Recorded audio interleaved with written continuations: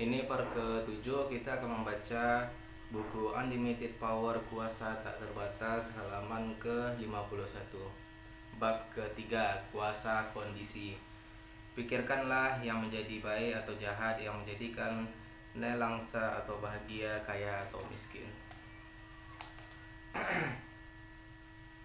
Pernahkah Anda merasa demikian hebat bahwa Anda tidak mungkin keliru, bahwa segalanya berjalan beres tampaknya? Mungkin itu adalah pertandingan tenis di mana setiap pukulan Anda mencetak skor, atau pertemuan bisnis di mana Anda mempunyai segala jawabannya. Mungkin itu adalah saat ketika Anda membuat diri sendiri takjub dengan melakukan sesuatu yang bersifat kepahlawanan atau dramatis yang tidak pernah Anda sangka Anda sanggup lakukan. Mungkin Anda juga pernah mengalami yang sebaliknya, hari ketika tidak satu hal pun berjalan beres. Anda mungkin ingat saat-saat ketika Anda kacaukan hal-hal yang biasanya Anda kerjakan dengan mudah, ketika setiap langkah Anda keliru, ketika setiap pintu terkunci, ketika segala yang Anda coba ternyata keliru.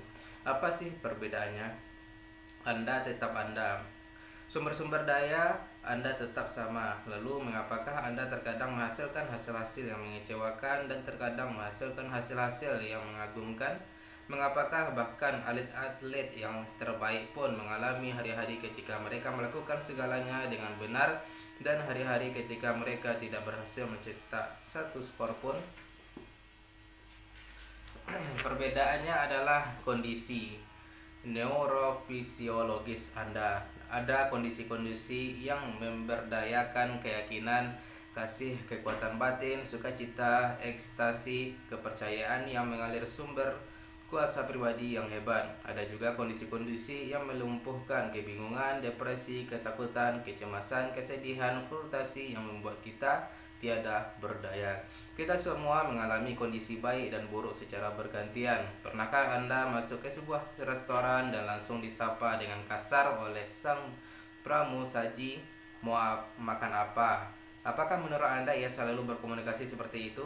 Mungkin saja kehidupannya demikian sulitnya sehingga ia memang selalu seperti itu. Tetapi lebih mungkin adalah bahwa ia baru mengalami hari yang melayani terlalu banyak meja, mungkin diperlakukan kurang baik oleh beberapa pelanggan.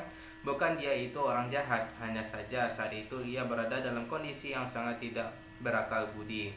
Kalau Anda bisa mengubah kondisinya, Anda bisa mengubah perilakunya. Memahami kondisi inilah kunci memahami perubahan dan mencapai kesempurnaan.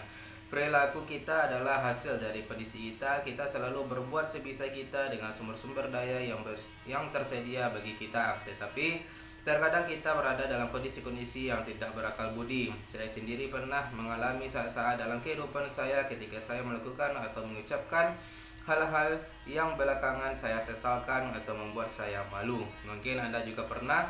Penting Anda ingat-ingat saat seperti itu ketika seseorang memperlakukan Anda dengan tidak baik. Dengan demikian Anda menciptakan belah kasih daripada amarah. Mereka yang tinggal di rumah kaca, janganlah melempar batu. Ingatlah, pramusaji dan orang lainnya itu bukanlah perilaku mereka. Jadi kuncinya adalah mengendalikan kondisi kita dan oleh karenanya mengendalikan perilaku kita. Bagaimanakah seandainya Anda bisa menjentikan jari Anda begitu saja dan langsung memasuki kondisi yang paling dinamis, yang paling berakal budi sesuka Anda, kondisi di mana Anda bersemangat, yakin akan sukses, tubuh Anda meletup-letup dengan energi, pikiran Anda sangat tajam. Itu bisa Anda lakukan. Begitu Anda selesai membaca buku ini, Anda akan mengetahui bagaimana caranya memasuki kondisi-kondisi yang paling berakal budi, yang paling memberdayakan, dan keluar dari kondisi-kondisi yang tidak memberdayakan. Apapun Anda mau, ingatlah bahwa kunci kuasa adalah mengambil tindakan.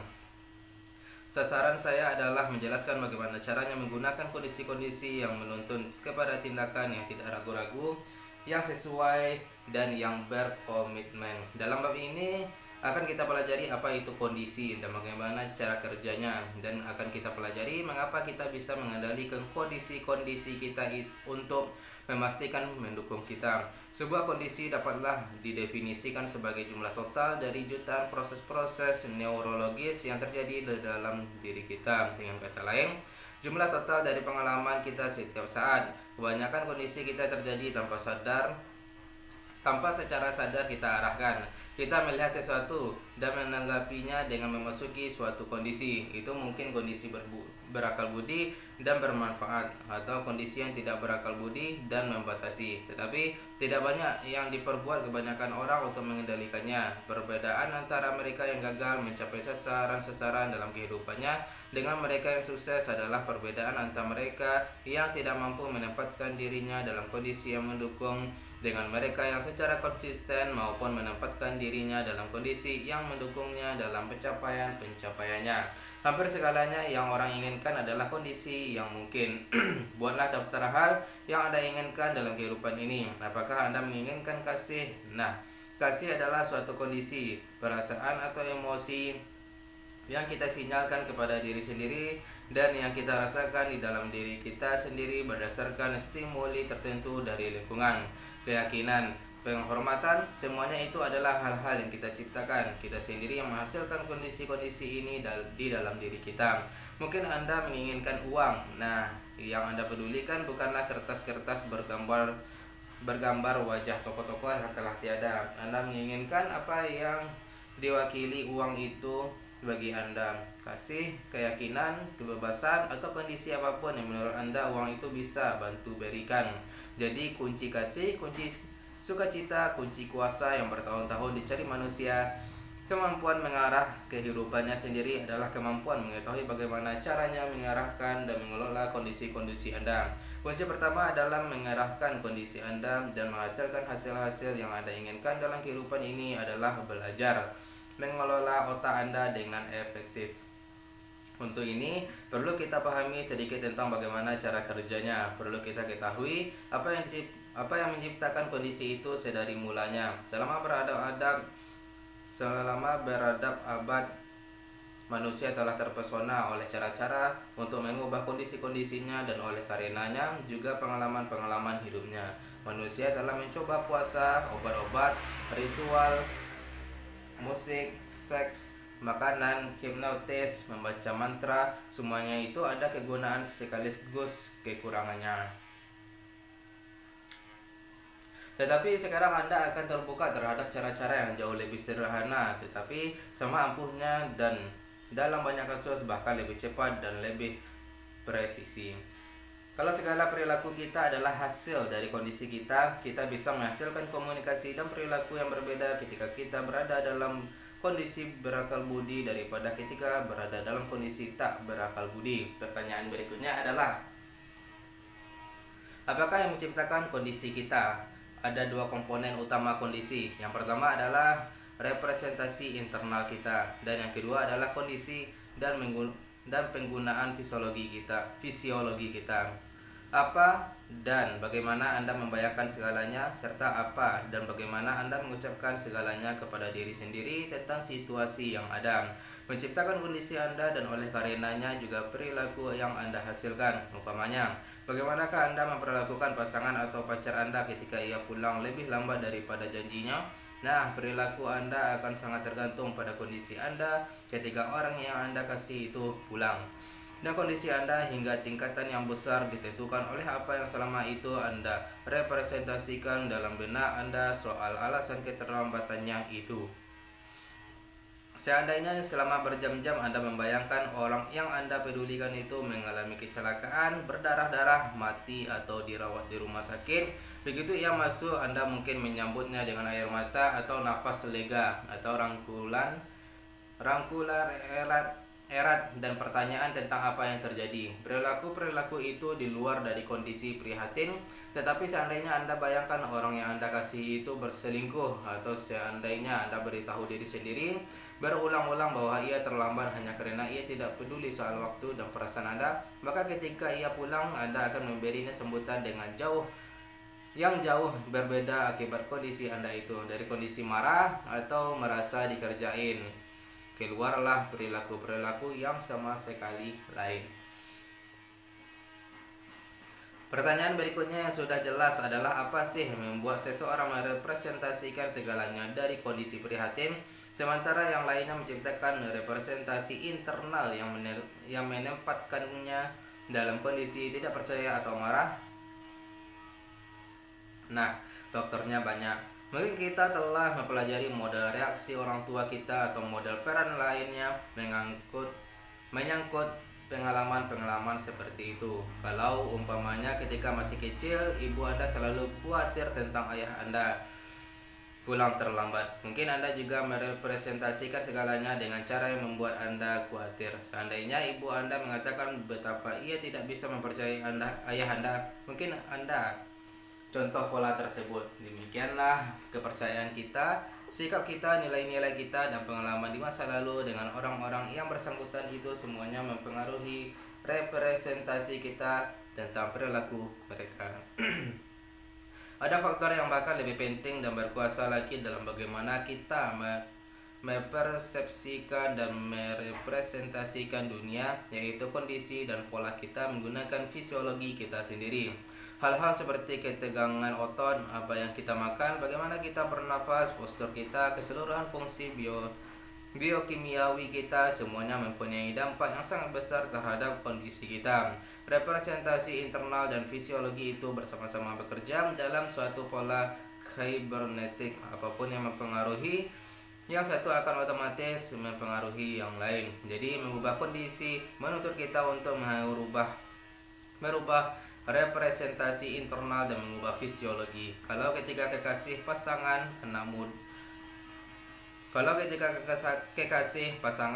anak Anda belum pulang, itu tubuh Anda berada dalam kondisi berakal budi.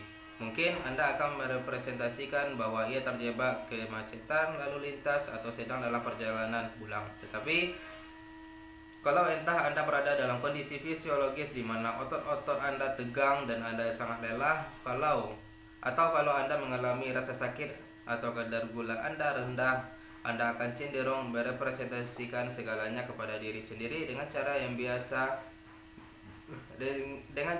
bisa memperparah perasaan negatif Anda.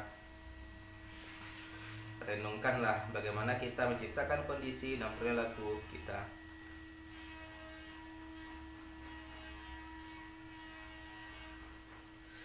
Ketika secara fisik Anda sangat bersemangat betul, bukankah Anda mempersepsikan dunia ini secara berbeda dibanding ketika Anda lelah atau sakit? Kondisi fisiologi Anda secara harfiah mengubah cara Anda merepresentasikan dan oleh karenanya juga cara Anda mengalami dunia ketika Anda persepsikan segalanya sebagai sulit atau mengecewakan. Bukankah tubuh Anda ikut-ikutan menjadi tegang?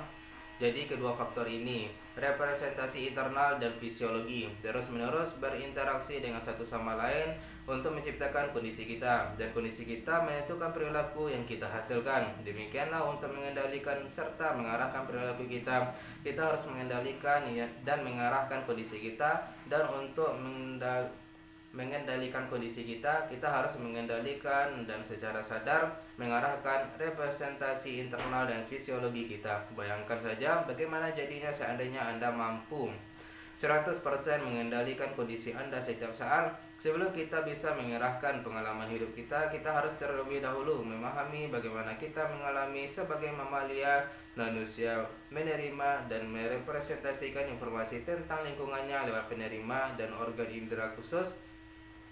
Ada panca indera, gustation atau kecap, olfaction atau bau, vision atau lihat, audition atau dengar, dan kinestesis atau rasa. Kita ambil sebagian besar keputusan kita yang mempengaruhi perilaku kita, terutama menggunakan hanya 3 indera kita, yaitu sistem visual, auditory, dan kinestetik kita. Penerima khusus ini meneruskan stimuli eksternal kepada otak, lalu lewat proses regeneralisasi, distorsi, dan penghapusan, otak mengambil sinyal-sinyal listrik tersebut dan menyaringnya ke dalam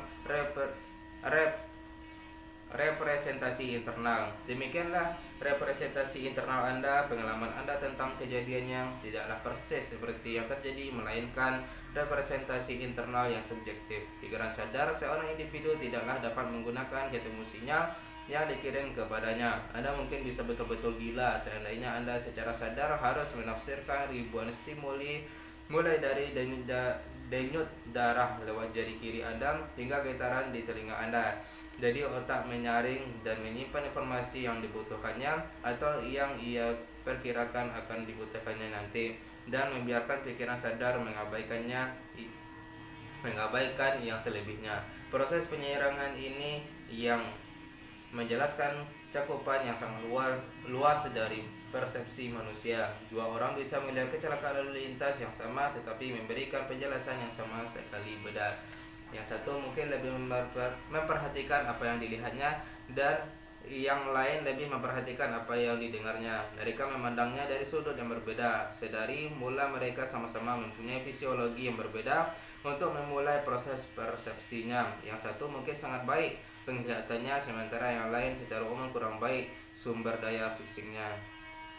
Mungkin yang sama pernah mengalami kecelakaan sendiri dan mempunyai representasi yang sangat jelas yang sudah disimpannya. Apapun kasusnya, keduanya akan mempunyai representasi yang sangat berbeda dari kejadian yang sama, dan mereka akan menyimpan persepsi dan representasi internal itu sebagai saringan baru lewat mana mereka akan mengalami segalanya di masa depan. Itu saja dulu guys. Besok kita akan sambung ke halaman 58. Sekian. Bye bye.